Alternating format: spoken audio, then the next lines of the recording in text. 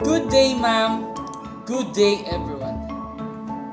For today's lesson, I, together with my partners, we will discuss about an application of the differential equation.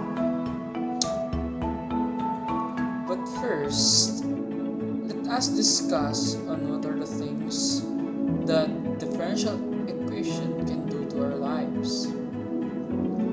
Actually, there are too many things that it can do, and these are represented by a mathematical model. The representation of the mathematical model can be in the biology, chemistry, physics, engineering, economics, and many other things.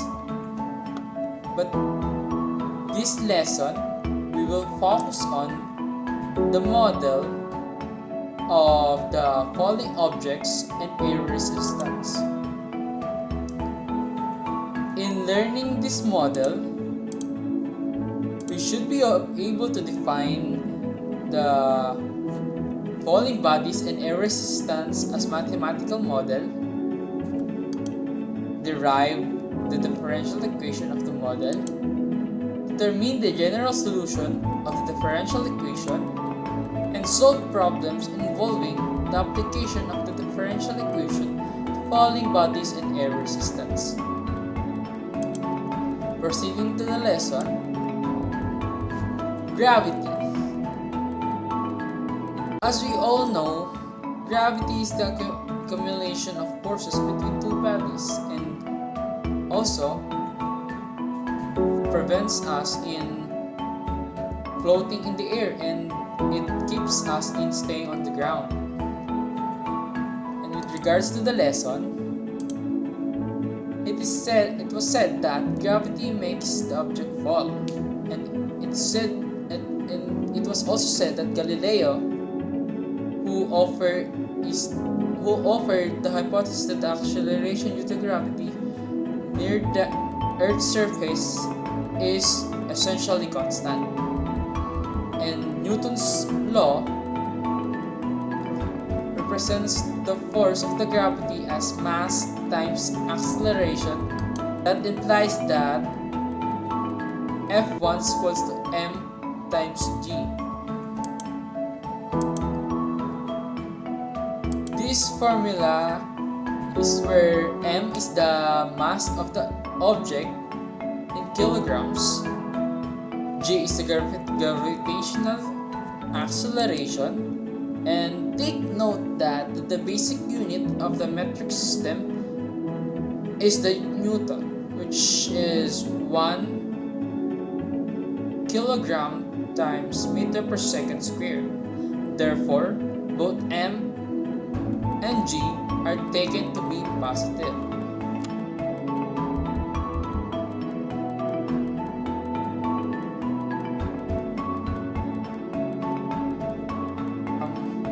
Let v be the downward speed of the object t seconds after it is dropped, and as the force of the air resistance opposed the direction of falling body, thus it will be F2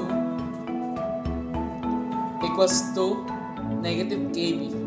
The negative sign in the kV is the indication that the air resistance opposes the direction of the falling body, which is resulted by the gravity. And next, we will discuss about its formula. First, F is equals to ma, and the formula for the differential equation of the falling body and air resistance is equals to F is equals to F1 plus F2. And as said earlier, about the formula of F1 and F2, Thus, the formula will be MA is equals to mg plus negative kb.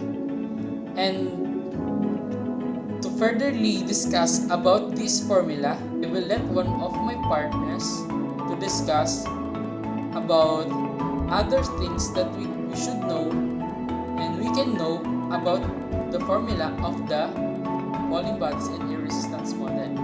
We will now then solve the standard form and the general solution of our differential equation upon the application to falling body and air resistance. As we recall in our previous discussion, falling body by Newton's second law of motion, which states that force is equals to change in momentum per change in time, or the force is equals to mass multiplied by the acceleration. And an object that is falling in the atmosphere is subjected to two external forces, which is first, the gravity force, expressed as the weight of the object, which is equals to mass times the gravitational acceleration in positive direction to be oriented as downward. And our second force is the air resistance under the assumption that it is proportional to the velocity, which is equals to the constant k multiplied by the velocity in opposite or in upward direction. K is the proportionality constant, which is dependent on the given problem. And by Newton's second law of motion, the summation of forces is equals to F sub 1 minus F sub 2 is equals to m times a. And substituting this to our expression, we will have m times g minus 3 times b is equals to a is equals to m times a. As we recall, acceleration is the rate of change of the velocity, which is the derivative of the velocity with respect to time. And substituting this to our expression, we will have m times g minus k times b is equals to m times the derivative of b with respect to t. Rearranging our equation into standard form and dividing both sides by m and equating to g, we will have the derivative of b with respect to t plus k divided by m times v is equals to g. This is our standard form, where the derivative of the velocity with respect to time plus the constant k divided by the mass multiplied by the velocity is equals to the gravitational acceleration. Velocity is the derivative of the position. Thus, the acceleration is the second derivative of our displacement, and substituting it to our main expression, we will get the second order derivative of our differential equation. So that's the standard form of our differential equation. Let's now move on in our second discussion.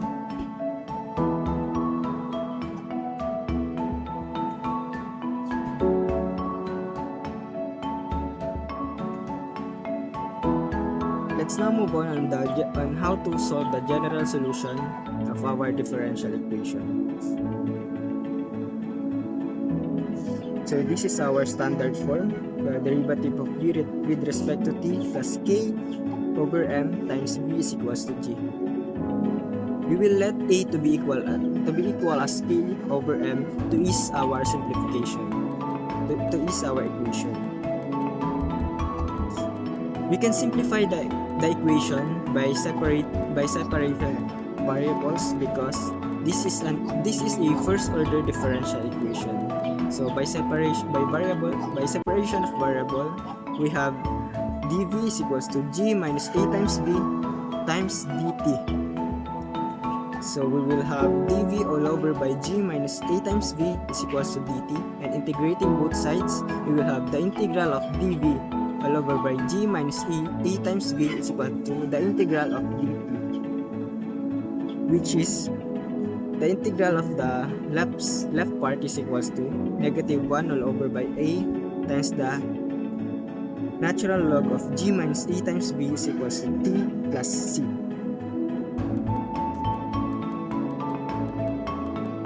For further simplification, we will multiply both sides by negative a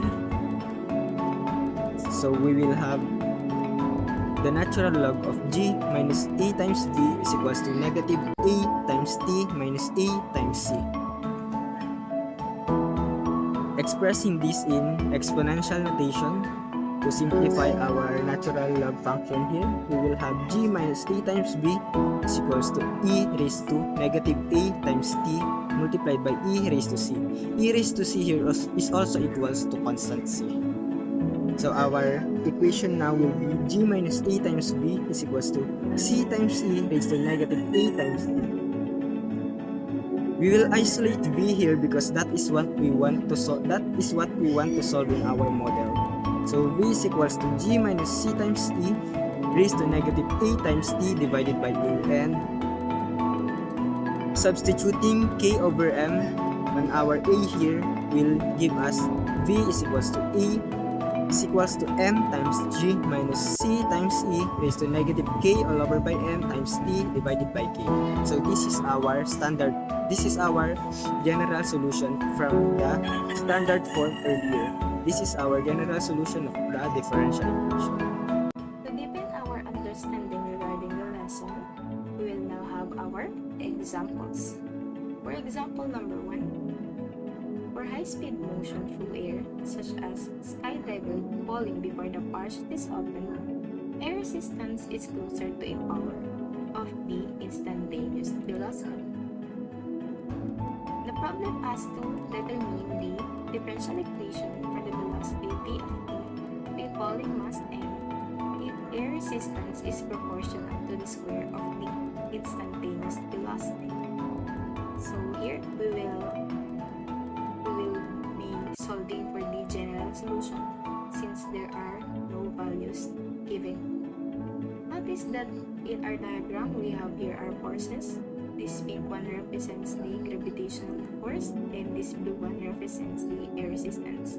We have here kb squared because the problem says that the air resistance is proportional to the square of the instantaneous velocity.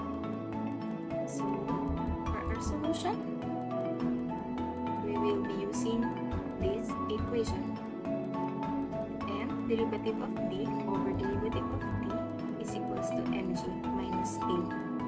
We have learned that kb here represents the air resistance. That's why we need to substitute this value with our value here, which is kb squared, since the air resistance is proportional to the square of the instantaneous velocity. So now we will have this m derivative of d over derivative of t is equals to mg minus kb squared as our differential equation for the velocity v of t. Rearranging our answer to standard form, we will now have here our answer multiplied to 1 over m to cancel out m here and here. We will have derivative of b over derivative of t is equals to g minus k over m b squared. So, transposing this negative k over m b squared to the other side, we will have derivative of b over derivative of t plus k over m b squared equals g. This is now our answer for the problem. Let's have another example. This time, we will have a steel ball weighing 1 pound is dropped from a 2,500 feet of height with no velocity. As it falls, air resistance is equal to v over 8 in pounds, where v is the velocity of the ball in feet per second. This time we have our values. So, find the velocity function for this problem. So now we are going to find the particular solution for the problem. So for our solution, we will use again the differential equation for the falling object with air resistance, derivative of d over derivative of t plus k over mb is equals to g. So our first step here is to find the values of g, k, and m. So our value of g here is 32 since we have feet per second here. So we will not be using 9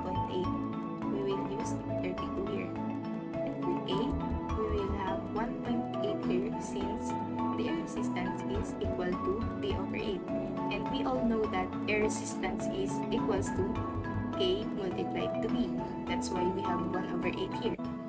And for M, we can use this equation to solve for the M since we have pound here. Our weight here is 1 pound.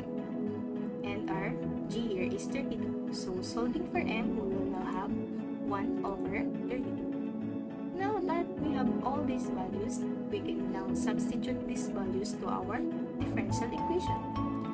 So substituting, we will now have derivative of B over derivative of T plus K is 1/8 and M is 1/32 B and G is equals to 32. So dividing 1/8 by 1/32, that is 4. So we will now have derivative of B over derivative of T plus 4B is equals to 32. This is now our differential equation. So notice that this is a linear differential equation, a first order linear differential equation.